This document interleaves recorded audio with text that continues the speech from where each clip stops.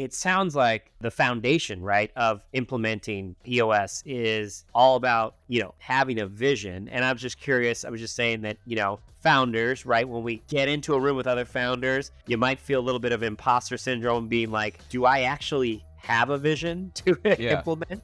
Yeah, asking for a friend. Asking for a friend. Asking for a friend, not for Hireframe. Hireframe has a very clear vision. We are like visionaries is what we are.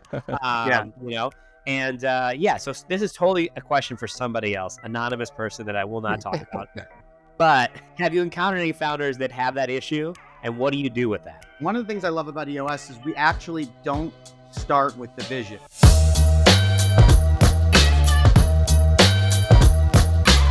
All right, we're recording.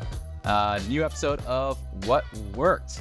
Today, Tyler, I'm very excited that we have Michael Richman with us. Nobody's ever been excited to be anywhere, so I'm excited that you're excited to have me. No, Michael, I will say, listen, to maybe the average person on the street, you're just a regular dude walking by, but to us, you're basically you're like the closest thing in our world to like a celebrity, because Mike and I, as you know, before we started Hireframe, we actually were trying to acquire a business, right? And you're someone who has successfully grown and sold your business before, your SMB. And so, you are it. It's like you and LeBron. I get excited about both. Well, yeah, LeBron's better looking than me, but so you say. But that's always gone on you. That's always gone on you. We're super excited. This episode, we've been talking about this one for a while, so excited to finally record it. Yeah. And just to kick it off, Michael, could you give us a little bit of background on yourself? Sure. So, thank you guys both for having me. I love talking about small business, and I love talking about how to make small businesses better. So this is a really great opportunity. So like Tyler said, I'm a lifelong entrepreneur. I'm born and raised in an entrepreneurial family. In fact, I'm a fourth generation entrepreneur. My great grandfather had a milk distribution business that he was put into by his cousin, the famous 1920s gangster, Meyer Lansky. And we were put into the milk business during Prohibition, and we used to bottle alcohol into the milk canisters and deliver it around New York City. And eventually it became, after Prohibition, a legitimate milk distribution business. And we ended up selling that business in the 90s. But I love small business. I think that small business is truly the engine that keeps our economy running. So I love talking about small business, and I really think that it's something that's special. So a little bit about me. I was a commercial banker working with small businesses. So I knew that I always wanted to own a small business. I wanted to try to understand what are the financing mechanisms for small businesses and how does that work. So I was working in banking, and I was actually looking to purchase a business, and I was in escrow on a business, and I was driving to the escrow company to hand them the check back in the days when people were actually writing checks and handing them to somebody else. And I get a call from the guy on the way there, and he goes, "I don't want to retire. I have cold feet." And I said, "What are you talking about? I'm sitting here with this check. We're doing this. I'm buying this business." And he goes, No, I'm not retired. So I said, "Okay." And I went back to the drawing board, and I spoke with my father, and he said to me, "How come you've never joined me in his business?" And he owned a small awning manufacturing company. And I said, "Look, I love you as a father, but I don't think I want to necessarily be working for you. I don't know that I want to be in a situation where I'm answering to you all the time. I want to own my own business." And he said, "Well, I have a silent partner. Why don't you make him an offer and buy him out?" And I thought about it, and I said, "Only if we're 50-50 partners." And so that's what we did. I ended up buying his partner out and purchasing the company. And I started running the company, and I realized that it wasn't going to get me to where I wanted to go in terms of business. And so we took kind of this model of, we were doing awnings for a lot of large chains, Carl's Jr., Hardee's, places like that. And I said, what else can we make within our factory that could really catapult our business? So what really took us to the next level is we started making custom poolside cabanas for large hotel chains and resorts like Four Seasons Hotels, Ritz-Carlton, things like that. And after about 6 or 7 years of running the business, I ended up joining EO, which is a peer entrepreneurs organization. It's an national, international group. And I wasn't getting what I wanted from my business. And I felt like I was spending all day being a fireman and putting out fires, and I wasn't getting the growth that I wanted. And I kept talking about this week after week in my peer group, or forum, as we call it in EO. And they said to me, why don't you read this book, Traction? Okay. And I said, I've read so many business books. I have my MBA like you, I know Mike do. And I said, I don't need to read another business book. I think I've read most of them. And I don't know what I'm going to learn in there that I don't already know. And I had a lot of peers that just read it. And I read this book and I said, these tools are simple and they make sense. And if I could take these simple tools and apply them to my company, I might be able to actually get more of what I wanted. And so I implemented Traction into my business and the EOS system, and we saw incredible growth, both in our EBITDA and in our revenue, and we ended up having a successful exit. So after I sold my business, I said I saw so much success in implementing these tools into my business, and on the side, I was also volunteering, helping to teach people some of these tools. I said, let me formalize this and go out and help other businesses so they could get what they want. And when I say get what they want, it's not necessarily selling the business. It might be growing it, merging it, whatever it is. I want people to get what they want from their business. So that's why I'm here talking to you today. You covered a lot, but that's like what you just covered is effectively, I mean, that's it for a lot of people. A lot of people will be very happy just to accomplish all of that in their entire career. And you're still doing it, obviously. You glossed over an incredible success story. That's what I mean. You glossed over it. Yeah, you did kind of gloss over. So I do want to just recap, because I think you hit on a lot of topics that could be their own podcast episode or series even. So you went from having a W-2 job to acquiring a business. So you pursued business acquisition. That feels like it's growing in popularity these days. So you made that leap, but then then there's also the family business side of things where you went into business with your dad. That's a big thing to do. And we're still talking. And you still have a functioning relationship. Relationship. That's a good one. Yes. So how to do family business well. Then you got into a business industry where I guess manufacturing you didn't know too much about, I imagine. No. So you did that. Then you grew the thing, implemented EOS, and then you sold the business. So a lot of times we're just talking about the sale of the business, but there's a lot of places we could go with this one. But in particular, Tyler and I are really curious to learn more about EOS. And the reason, quite frankly, is because people keep on tipping us off to EOS and telling us we should implement it. It just seems to be growing in popularity amongst the business owners we get the opportunity to talk with. And there's other signals too, like there's software companies like 90 that appear to be growing, and that's just another point of validation that this thing actually works. Yeah, we don't know too much about really fast. Yeah, we don't know too much about it, but we'd love to ask you, pick your brain on absolutely how it works. Maybe answer some of our questions and worries about it too. Sure. And so I don't know, for background, I've read EOS twice. I read it once years ago. Traction. I read Traction twice. It wasn't so relevant to me 5 years ago, but as we've grown this business over the past 5 years, it's becoming more and more relevant. And I read it recently. But for anyone who's listening to this who doesn't know what Traction is, could you give the 30-second pitch on what the book's all about? Sure. And I will also say, not only if Traction is more of a textbook type of read, there's also this book, Get a Grip, which is kind of more of a novel, if you will, about what it's like to implement EOS into a company. So if you don't love the textbook read, but you really still want to get a taste of EOS, Get a Grip is an amazing book to read. So look, at the end of the day, EOS is a system for harmonizing all the pieces of your business. Okay. It's to make sure that you have this vision and we've articulated what the vision is, so everybody in the company knows where we're going and how we're going to get there. And that's great. And you read a ton of books about that, and everybody's talking about vision, vision, vision all the time. But the most important part of having a great vision is the second thing that EOS works on, which is taking that vision and bringing it down to the ground. So everywhere you look around your entire organization, it's being executed on.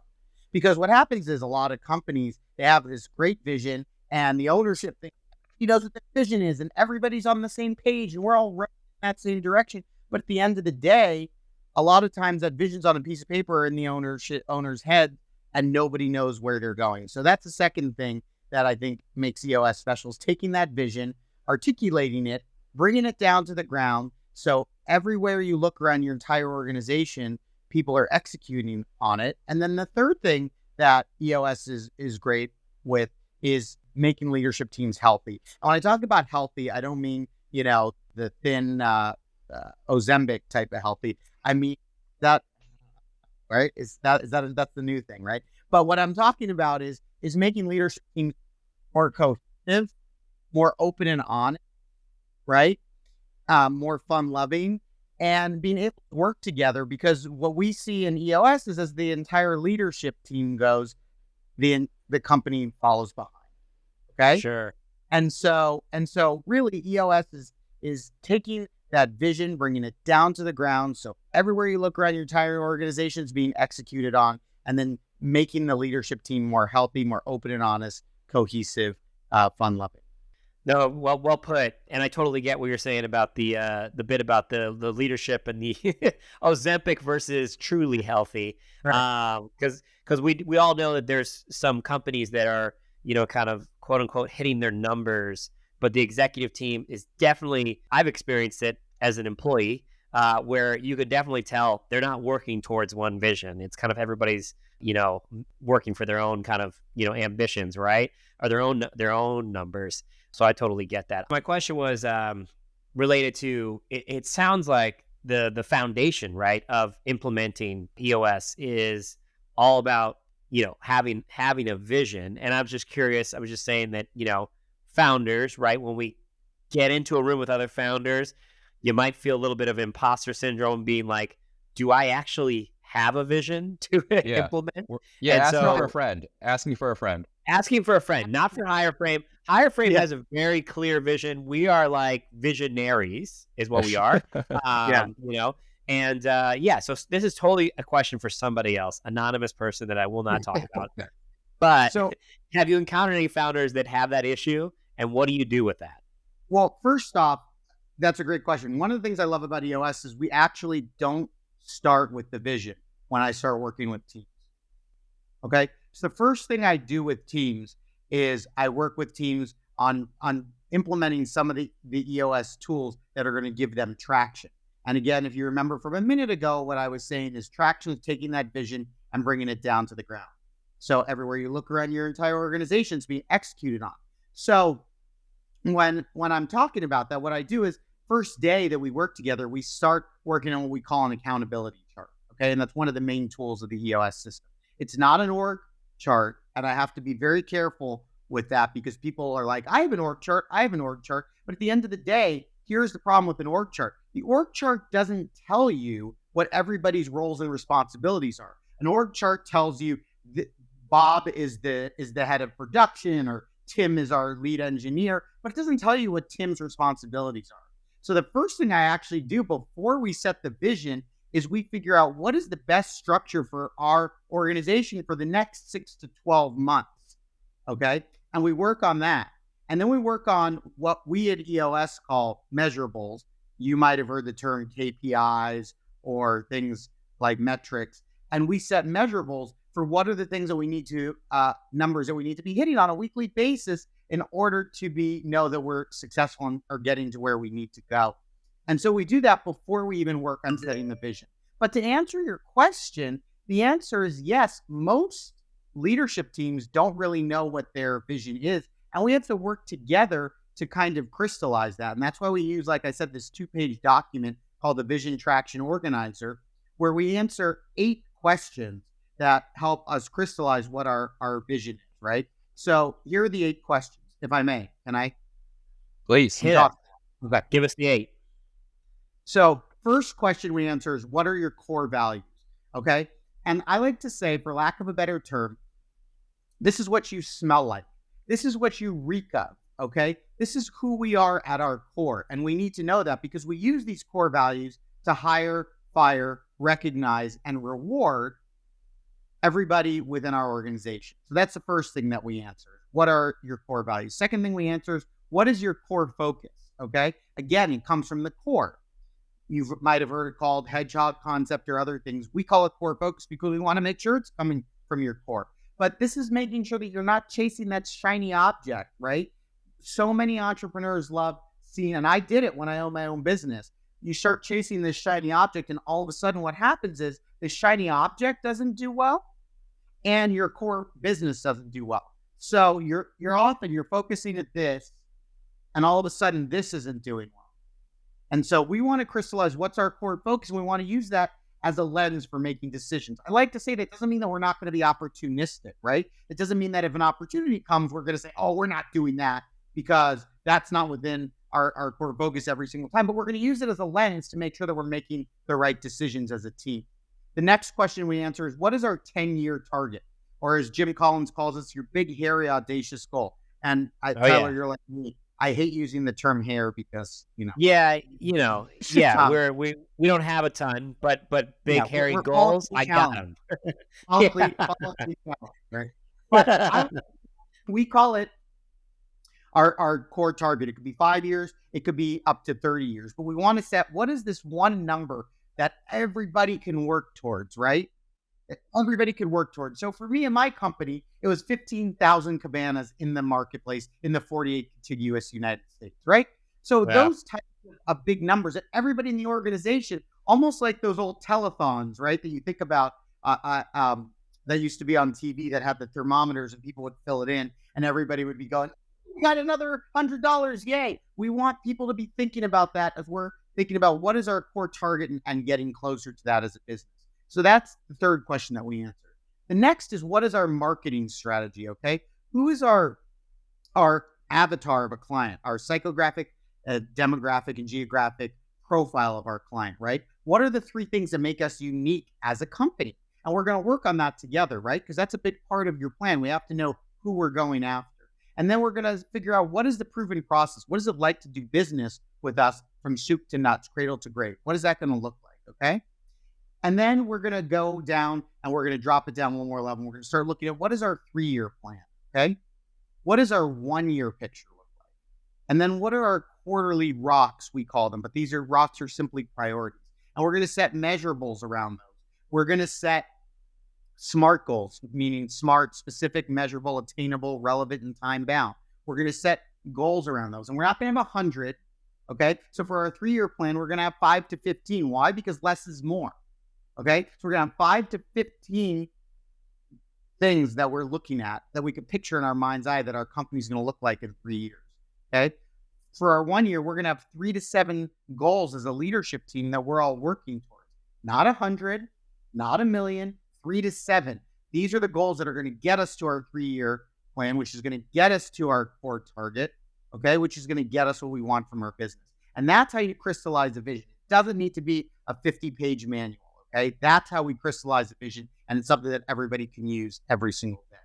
Yeah, that makes a lot of sense. And you just took a very, big kind of like vague concept to me and you made it very granular. And that's awesome. So I totally get it. When you were implementing this with your business, you mentioned you were really the catalyst, obviously, for it. Someone recommended it. You decided to do it. I just wonder, though, who all is involved in this process? Were you doing this by yourself? Were you involving other key members of the company in figuring this out? What was that like for you? Yeah. So I like to say you want to have your leadership team in there. And so that's what we did, when we did it. And what does a leadership team look like? So the part that I like to throw out there is, if you were getting sued or the company were going bankrupt, these are the first people that you would call into the office and say, this is what's happening, right? These are the people that you could be open about anything that's going on with. And those are the people that I had on my team. So I think there were 4 of us. Most leadership teams tend to have around 4, 5, 6 people. Sometimes less. Sometimes there's 3 or 2. But you want to have the people that you really can trust and speak open and honestly in front of. And, when I did it in my business, one of the things I thought I was going to do it myself, to be honest. I'm like, I had hired so many coaches and consultants over the years that there's actually a boat in the marina with my name, I think, on it. Okay. Yeah. And Yeah. The SS Richmond. exactly. And I said, I'm going to do this myself. But what I realized was people are not always as likely to be as open and honest with you as much as you think they are, as much as you feel like, hey, you can tell me anything. At the end of the day, it's still a situation where a lot of times people feel more comfortable saying things with a third party in the room. Totally. There's Sure. like power and dynamics of authority and that sort of thing. Exactly. Yeah. Exactly. It's and couples so- counseling. you've got your leadership team on Right. board with you on this Exactly. ship. What does it look like? Well, let me say, it's a lot easier to say to the third party in the room, like, Michael says that he's X, Y, or Z, but the truth of the matter is I don't see him that way, or that type of thing. Yeah. It's a lot harder to say that directly to somebody, right? Totally. Yeah. Yeah. All right. So you got the team in place. You know who's going to be involved in the room with you. What does it look like from there? Like, is there like a coach there, like all the time with you? Is there an implementer there? Like, what's that experience like for that team? Right. So the way it works is like implementing EOS is and one of the things that, by the way, I loved about it is this is not somebody that becomes an appendage to your organization or one of those consultants that, is sitting there and has that tape where they're charging you every time they pick up the phone. The way EOS implementation work is that you meet with your implementer 5 times for 7 to 8 hours over the course a year, and you do that again for the second year. And at the end, you're pretty much able to do this process on your own. Now, personally, some of my clients do keep me on longer, but my goal is to let you have enough information that you're able to run this without me. Or maybe instead of seeing me 5 times a year, you have me come in and facilitate one of your quarterlies or one of your annual sessions or something like that. So again, some clients want me because they want that third party in the room all the time. But our goal is to teach you the tools and then set you free to go do it, right? It's like that old saying about teaching him to fish and he'll be able to, eat for life rather than handing him the fish. And that's truly what EOS is about, right? Like at the end of the day, I don't want to be your fisherman. I really want you to be able to fish. What's the most common? So you're meeting, call it like a little bit more than quarterly. It sounds like you mentioned 5 times a year, right? So, right. What's the most common thing you see? I'm thinking about anything else. Like I made the joke earlier about couples therapy, right? But I picture like you're like, how did the last quarter go?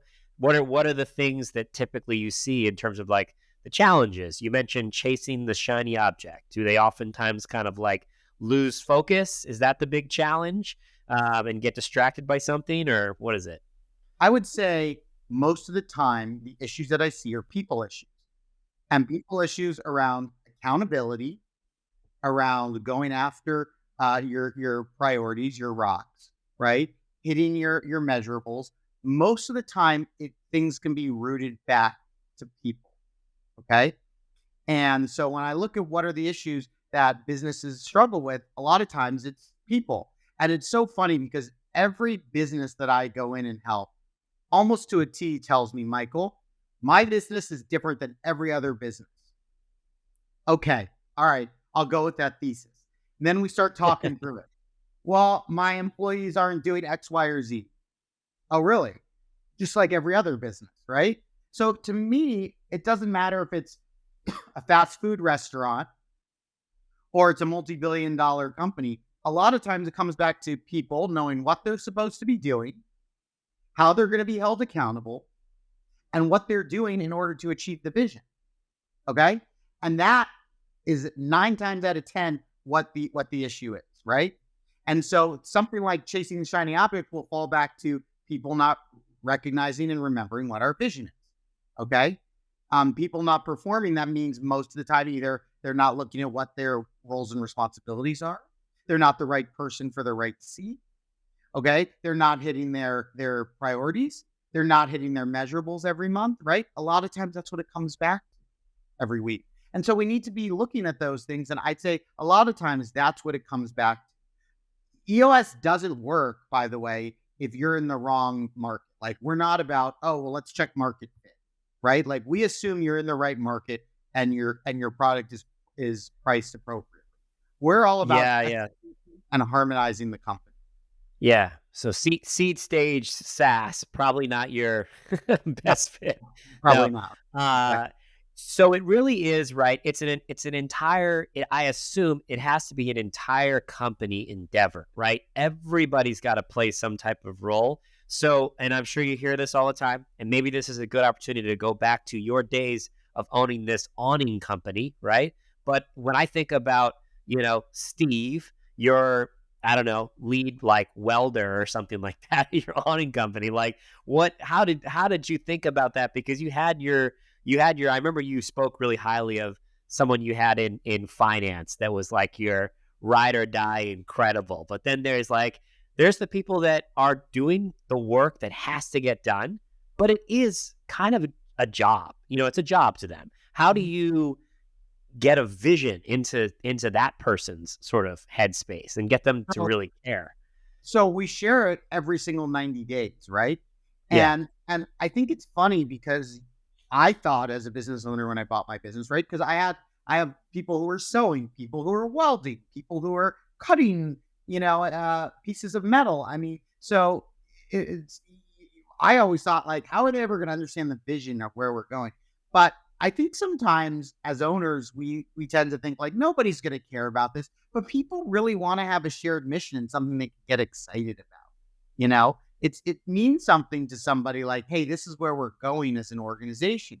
And it might mean to them something like, these are the financial rewards that I'm going to get. Okay, that might be part of it, but it's also just something that they can be excited about and say, oh my God, like this, they want to have 15,000 cabanas. Like, I might be on vacation in Chicago with my family and I'll see one of our cabanas because that's something that we want to have in every single state. And I could look at it and say, hey, I helped make that. Right. And so it means something different to every person. But getting people on board with EOS also, one of the things that I like is that EOS allows you to know where you stand at all times. So I tell this story.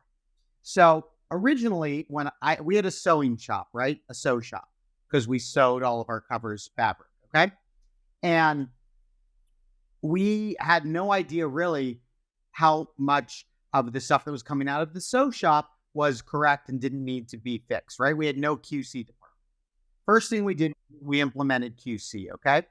But we still, within QC, we set a metric around, okay, we don't want to have any more than 5% be rejected and need to go back into sewing, okay? And when we took it down to the next level, we set a measurable metric, again, as you would call it, a measurable, about what reject rate we wanted for every single sewer, okay? Because EOS and myself believe that every person has at least one number that they're responsible for. So every sewer couldn't have more than 10% reject rate, right? And we tracked this on a daily basis. And we would then put an average together, and every week the sewing supervisor would take a look at it and roll it up through a variety of different methodologies. And we'd look at, and we realized that almost everybody in the sewing department was at like 98% correct, that they were sending stuff back. We weren't getting stuff rejected. It all looked good. All the seams were right. We had one person who was like at 40%. I will tell you, she was at that company for 20 years. Okay. And we had no idea that her stuff was being rejected that much. Wow.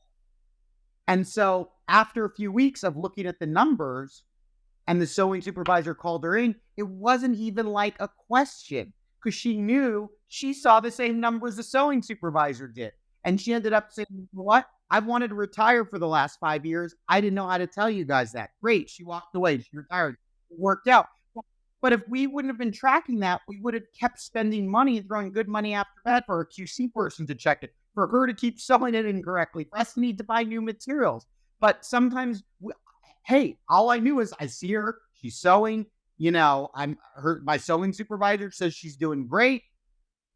She's probably great. But until you start actually tracking the metrics, and so I think the other people in the department loved it too, because they're like, see, I'm doing a good job. Like, you see that my stuff's good too. And so all of a sudden, people like to know, okay, I'm being measured on maybe how quick I'm getting something out of the sewing department, or how quality the product is, and that type of thing. And they like to be measured on it because it takes away that, subjectivity, like she didn't smile at me in the lunchroom, or she's not nice to me on the weekend, or, we had a bad text exchange. All that stuff goes out the window. And now we're actually taking a look at numbers and figures and that type of thing, which really changes the whole makeup of an organization. Totally. And Mike, I'm dominating questions, so I'm gonna this is just such an interesting, because basically this is almost like a pseudo sales pitch where we're thinking about doing it here at a higher frame. And so I love it. Again, anonymous question. This is not coming from me. This is coming from business owner A. But when you talk about that, you gave that very specific example of the sewing, the QC, right? I'm wondering how often you run into challenges in implementing EOS, where the manager, right? Like, managers sometimes have a tendency, I'm trying to think about how to put this, struggling with taking ownership of their measurables, right? Because the common example that I would give, and I'm going to keep it to the sewing one, right? Is the sewing manager. You say to the sewing manager, "Hey, your QC, right? Your QC rate, like your error rate is a lot higher than we discussed, right?" And he or she returns to you and say, "Well, you know what? It's because of your sales team. Your sales team, the account executive we have, or whatever, the seller, he sells stuff and he doesn't give us enough lead time to make the orders, right? You guys sold this big account and you expect us to turn it around. So of course the error rate's going to go up because you're not giving us enough time to do it. So my team's working too much and too fast, right? So sort of passing the buck. How often do you encounter that? And it sounds like maybe I'm answering my own question here, but it sounds like that everybody having this shared like dashboard of sorts of like, the numbers are what the numbers are, that you can't hide, and we're all having the same conversation. Is that kind of the gist of it? Yeah, and that's the gist of it. Or I like to say, it's like flipping a light on, right? And all of a sudden you see rats scatter, right? And animals scatter sometimes in a dark room, right? And that's kind of what it does, is I flip the light on. Now, all of a sudden, the manager that doesn't want to be held accountable, probably the reason he doesn't want to be held accountable is because he's not doing his job, okay? And there's an excuse about why he's not doing his job. So he doesn't, or she doesn't want to be tracked, probably because they're not doing what they're supposed to be doing, okay? Sure. And so there's an old saying that goes, trust but verify, right? And that's all we're doing. We trust you, but we're verifying that what gets measured is actually getting done, because that's more, when it is measured, it's more likely to get done. Okay. And that's the bottom line. And if the manager isn't on board with it, a lot of times we realize that manager's probably not the right person for our organization. Certainly. And I also, on the positive side, so that's kind of moving out the people that might not be a good fit. On the positive side, do you find that implementing EOS gives people tremendous tools to have more constructive conversations with the rest of the organization? So what I'm referring to is, it's like, hey, if I'm managing this department and I know what's going on, I can point to what makes us successful, and I can ask for what I need to do that more consistently. Does that kind of like give them, really good ammo, basically, to get the resources they need to be successful? Yeah, it really does. EOS allows conversations to happen that wouldn't have been happening before. we do a meeting cadence, and we have a specific meeting agenda in the way we do the agenda. And during that meeting cadence, everybody sits in a certain meeting where they're allowed to bring issues to the forefront, without getting into all the details here. But when I say the word issues, people always say issues means bad things. And I'm married to a therapist, so I know all about issues. I like to say the word issues is synonymous with topics, right? And so again, another great example for my company was before we were having these meetings where people were able to bring opportunities, ideas forward. Yes, sometimes bad things, but barriers, obstacles, all of these things, there wasn't a forum for them to do it. And what I learned through EOS is I wanted everybody to have an opportunity because they might know more, and for sure they know more than I do about their specific job and ways to improve. And so the first time we had one of these meetings in our design department. And again, EOS does it with a very specific agenda. And one of our designers raised his hand and said, I need this different program. And why? Well, if I had this different program, I could cut my work time in half. And I remember the design supervisor said, how long have you realized that? And he's like, oh, I've known that for the last 6 months. I just didn't really have the right venue to say that. Okay. And so that's the thing is EOS, it allows you. Now, all of a sudden, we were able to get him the new software. He was able to double his output, and things changed for us, right? But if we didn't have that venue, he would have sat on that and never said that. To this day, he might not have said that, right? And so Totally. that's the type of thing, by just having these meetings, having an opportunity to have these discussions. When are we going to discuss it? Am I going to be judged for saying that? I'm sure there was a portion of him that didn't want to have the company, have another expense. So he didn't want to bring it up. So it's just being able to have this forum to have these conversations and know that we're all going to be on the same page is really, really special. Without a doubt. And obviously, look, I'm eating all this up, and I'm going to put Mike on the spot here. I'm going to simultaneously put Mike on the spot and also tee him up in the sense that let's say you and I are talking about this, Michael. We just met at, like an EO, cocktail hour or something like that. And we're talking about this and I'm jazzed up, right? But then I say, let me introduce you to my co-founder, Mike, right? And here's the issue. My co-founder, he's Mr. Harvard MBA, Mr. Boston Consulting Group. Okay, so I say, this all sounds really awesome and like we should do it, but I got to hear what my co-founder's going to say. And Mike, I feel like oftentimes in our relationship, you play a good, sort of counterbalance to me. I get jazzed up about something and you might have some different thoughts on it. What does your spidey sense say, Mike? What goes up where you're like, I don't know if this is a good thing? Yeah, as I listen to this conversation, everything makes sense here. But I don't think my heart is not quite there yet. And my heart is hard to win. But I'll say that. But very hard. So it make accountability chart, goal setting, strategy, the value of having a third party in the room. That all makes sense to me. But when I think about it all, I'm just like, well, one, as a person running a business, I just feel like I'm too busy for this. That's a big hurdle for me to get over, I think. But then we hear about EOS so much, and so this is like, it's been suggested and recommended so many times, but so I go through this and I think through this, but like, what's the thing holding me back? And when I read Traction, there, the frameworks, it all makes sense. And the frameworks are like 2-page worksheets. And I'm like, and I truly believe that like, maybe like what do I need more of if it just comes down to these accountability charts, these goal setting frameworks? I got them. Like, I don't know. Maybe that's like the hurdle that I'm trying to get over, Michael. You're questioning bringing in like someone to do implementation, an EOS implementer. You're saying, I got the book, I got the worksheets. Yeah, I'm good. What, just like do this over a weekend or something? Exactly. People could do it on their own, and that's another thing that I love. Like I said, it's about having the conversations with the third party in the room. It's about having somebody else hold you accountable. Look, I look at the notes from my clients. Again, I teach this this concept called a level 10 meeting. Every week, my leadership teams get together and they solve issues.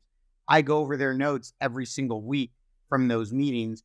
And, if I see something that's standing out to me, I'll pick up the phone and have a conversation with them and say to them, what is happening? Why is this happening? What tool are you not utilizing that you could be utilizing that would actually help you to kind of fight through this goal? Because a lot of times, I'd say almost all the time, most of the issues that entrepreneurs are struggling with have a tool that EOS has taught and we've implemented that you could look back at that's going to make that problem go away. Okay. And so having the implementer be able to have that conversation without it being directly to the owner, to the CEO, is one of the things that definitely I think is the benefit of working with an implementer. But again, you could do it on your own. Or the example I like to use is when we were doing our core values. I love my dad to death, but he said, our one of our core values is to be nice. And I love the guy to death, but it's either the Sparklets water guy who was getting yelled at in the morning, or the UPS guy, somebody was getting yelled at. But if there wasn't a third party in the room to say, I don't know about this, be nice. Oh, man. To bring that forward to him. And so I think having that person who's seen it all the time to help you. I'm a big baseball fan. And look, Aaron Judge, who just broke, Roger Maris's home run record, he still has a hitting coach, right? And Right. Even though he's a great hitter, he still has somebody telling him, did you think about this with your swing? Did you look at this? And that person's seeing tons of swings every day from other players, not only Aaron Judge. Okay. And so just having a third party in the room to kind of say, hey, I'm looking at businesses all the time and I'm seeing these things. What is it that, you're trying to get out of this? And being able to ask some of the questions can really, really help a business grow to the next level. Totally. And I'll also just give a somewhat simpler thing that I don't know if you find this too. I sometimes just have to, sign up for something, spend the money to actually do something. That's the way that I am about certain things. Like, and I just won't. You can give me all the books in the world, and I'll never read them or implement them. But if I sign up for a workshop and I gotta be there in person, and I already spent the money, and everyone else knows that I signed up for this thing, the accountability thing really sets in for me. And I also think a lot of people just aren't.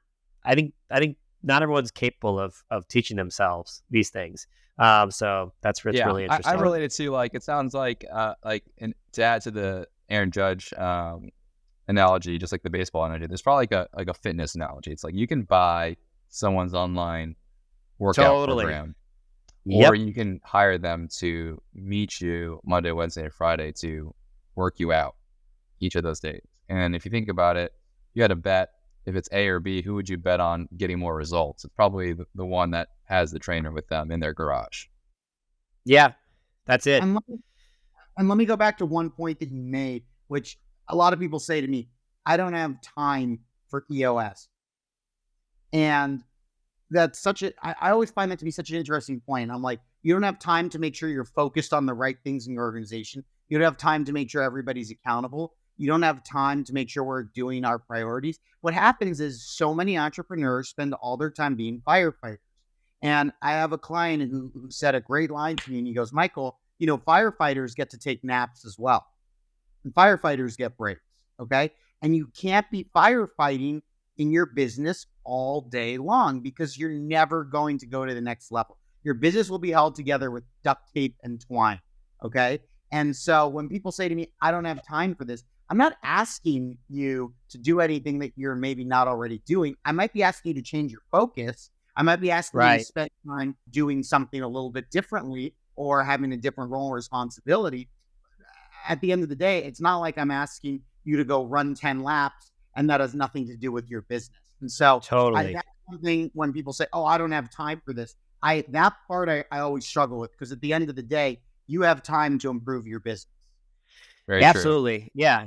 And I oftentimes look at too, it's like people, I always say about time, people make time for the things that that matter to them. That's it. And so it's actually more of a startling thing if you have something and you're not making time for it and you say that it's important to you, you have to ask yourself that question because it's, we do it, right? It's like we all have our things that we really, really enjoy. That TV show that you like to watch or the hobby. If you're big into golf, like golfers are incredible. Golf takes forever. But if you like golf, people will move mountains. I think if people could make the sun rise earlier to play golf before the workday, they would. Right? But then it's like, well, I don't have time to work on my business. Yes, you do. You just haven't made it a priority. That's super interesting. Very and cool. A lot of times there's something comforting, I think, for entrepreneurs in saying, oh, I'm fighting this fire. I'm fixing this problem every day rather than staying busy.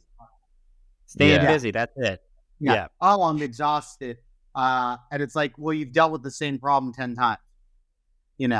My production manager is not doing what he's supposed to be doing. My operations manager, my engineer hasn't done this. Well, you've been telling me that for 6 months or a year. And so now you're doing what your engineer is supposed to be doing instead of actually dealing with the root cause of the issue, which maybe your engineer's not the right person. Or maybe your engineer doesn't even know what he's supposed to be doing. Or, there's so many different things. So you're spending all your time maybe doing the work that your engineer should be doing when you're the business owner because you probably haven't set the right accountabilities or they don't have the right measurables or they don't have the right rocks priorities, that type of thing. Yeah, when you are, and I'll put a disclaimer here that you don't have to share any sensitive information because I know that you sold your business and we know that those things come with a lot of stuff you can and can't talk about. But I'm curious. You implemented EOS, you had a successful exit. How much as you look at when the time came to sell your business? How, I guess this is probably like a layup question, but like how grateful were you that you had implemented EOS? Like, could you make a direct line from some of the things that maybe would have been an issue when selling your business, but instead you're like, hey, you want to know about how we do QC? This is how it works. I mean, like, how did someone hear your experience? Yeah, I mean, having things like our processes documented and simplified. Sure. It's huge. Anybody who wants to come in, look, I remember when I was looking to buy a business and you'd walk in there because some of the technical stuff, look, I'm not a technical guy in terms of how to build the cabanas and how to weld, and I don't know how to sew, and I don't know how to powder coat or anything like that. And so when you look at some of these businesses that maybe have more technical aspects to them, like my business or like your business, and some of those intricacies, having things like processes documented so you could hand it to somebody else and they could follow along. Huge differentiating factor because so many businesses don't have any of that stuff documented. Having everybody know what you're being measured on every single day. Huge, right? All of a sudden now, you know what the goal is, you know what you're working towards. So people are being held accountable and there's a culture around accountability. And, people love to talk about culture now, and they think that culture is taking everybody to axe throwing once every month. Yeah. Right? Or ping pong. But at the end of the day, culture is a byproduct of having these core values, knowing who we are at our core. Culture is a byproduct of everybody knowing what they're being held accountable for and working towards those accountabilities. And so when you go to sell your business and people are looking at your business and they go, okay, wait, everybody knows what they're supposed to be doing and there's data to back that up. It's huge, right? So many businesses don't have those kinds of things in place. Huge. And one of my favorite expressions about culture that stuck with me over the years is the saying, culture is what you tolerate. And, you can really tell when a company has a fantastic culture because the top to the bottom, they will not tolerate certain things. And it's incredible what that leads to in terms of results. I will give a very quick, you'll probably appreciate this story because it just popped in my head as we were talking about it. Mike, you'll maybe remember this. Mike and I, before we started HireFrame, we were looking to buy a business. And so we met with a number of small business owners and had a wide range of, Mike, I would say, awesome experiences and also totally out of this world, weird experiences. This one falls in more the weird, but probably pretty common example. We met with a company. What they did was, I'm trying to remember the space, but it's basically like when you have a disaster happen at your house, flooding, fire, whatever it is, those companies that come in and they do the cleanup, they do the cleanup, remediation. Exactly. So we met with this company. They were doing a lot, Mike. I want to say they were doing like 9 million in gross revenue every year or something like that. Crazy, probably not unusual experience. The business owner wanted to meet with us at a Denny's, and it was just one of the all-time weirder meetings. One, so this guy comes into this Denny's, and then he brings his number two, the guy who basically was running all the trucks and running the crews and whatever it was. And he proceeds to say, one, he's fuzzy on all the details, doesn't really know what his business is doing, doesn't know any of their numbers. Sadly, he gave us his P&L, and I think he was actually losing money. Didn't even really realize it. Mike figured that all out. But this guy proceeded to the whole focus of the meeting was, he was like, if you want to buy my business, you got to convince, like John here, who's my number two guy. He's the guy that'll stick on, which is, key man risk. That's a real thing. But what was just so clear was that the business lived and died with this guy, John. It was like no processes had been documented, implemented. They didn't know anything about anything. Everything lived within this guy. So that guy, to us, had a business that could not be sold, to people like us, at least. So, and I feel like that's probably something that that EOS could have saved that guy. I hope he's doing okay. For sure, because you don't want to buy a business with somebody that you don't know could turn around. Even if you offered him tons of financial rewards, he could still turn around tomorrow and say, I got offered more money XYZ place. Or start a competitor. Yeah. Right. We'll start a competitor. There's nothing you could do to hold him hostage there, if you will. But that's because there's no infrastructure created around this guy, right? And I see that all the time in businesses. All the time. Yeah. Yeah. We have to, one of the things that I try to teach and talk about is, in order to be successful, we have to create extensions of ourselves. Okay. Yeah. And so, when you both started your business, it was just the two of you talking to each other. Right. And then as you hired another person, then it's three people. Right. And we have to keep the lines of communication open. And then we have to make sure that we're delegating correctly. So we're creating extensions of ourselves, because that's the way a business succeeds, is we teach other people what we know and we let them succeed so we can keep growing this business. Definitely. And then, Mike, I've been hogging all the questions. I have one last question, but I wanted to see, Mike, if you got any questions. Go for it. I think this could be maybe the last question. Yeah, the last question is just this, Michael. If you could kind of distill it down to, like, what is the biggest misconception that you think is out there about EOS? About, we've covered a lot of the stuff, right? But if you were to kind of like dispel one of the biggest myths about it, what would that be? I would say one of the biggest myths that I hear is, these tools are so simple. Okay, these tools are too simple. And I think that the beauty lies in their simplicity. Okay, people like you talked about, McKinsey and Boston Consulting and all these companies. Look, Mike, I'm like you. I have my MBA, right, as well. Right? I think you said you had your MBA. Yep. Somebody had their, yeah. Mike's got it, not me. Yeah. Mine's up. I got my MBA on the streets. I was going to say, my MBA is not worth the paper it's written on, literally. Okay. Because what is, try to overcomplicate things. And the misconception about EOS is that, these tools are so simple, like anybody could implement them, and they're not going to be that powerful if they're that simple. But sometimes the things that are most simple in life are the things that we need to put into our business or into our personal life or into whatever it is. And so taking these tools that look simple in their application, makes it easier to digest for everybody around the entire organization, right? Because if they were so complicated and, McKinsey came in and McKinsey did dashboards, you'd have people looking at this thing going, my head's spinning. I don't know what's going on with this dashboard, right? And so the simplicity around it makes it that much more powerful in its application. And so I think taking that kind of misconception, that negativity that might be out there around that, and turning it on its head and saying, this is what makes it so powerful, is because it is so simple, and yet things that are somewhat common sense, but actually a system to utilize them, is one of the things that makes EOS great. Love that. And keep it simple. As a founder that runs around with so many things in my brain, simple is definitely desired. I'll take simple every day. That's amazing. Yeah. Well, thank you. Richard Branson says, there's a great quote. He says, it takes an idiot to make things complicated. It takes a smart person to make things simple. I believe that. Yep. I've actually said always that I think one of Mike's superpowers is he's really, really great at simplifying things.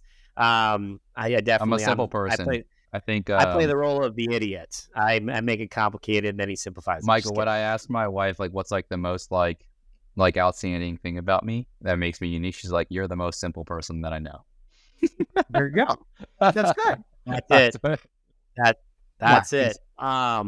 Much needed. Michael, this has been awesome for me. Basically, I feel like I got like free consulting here. Yeah, so look, if you guys are thinking about reading Traction, you don't need to. We just got, book sales are going to decline rapidly after this goes out. No, we're just kidding. Michael, now thank you so much for giving us a download here on EOS and Traction. We're learning about this in real time, so it's appreciate you giving us your time to pick your brain on this and figure out how this works and how we can go about it. Sounds great. Yeah, I appreciate it.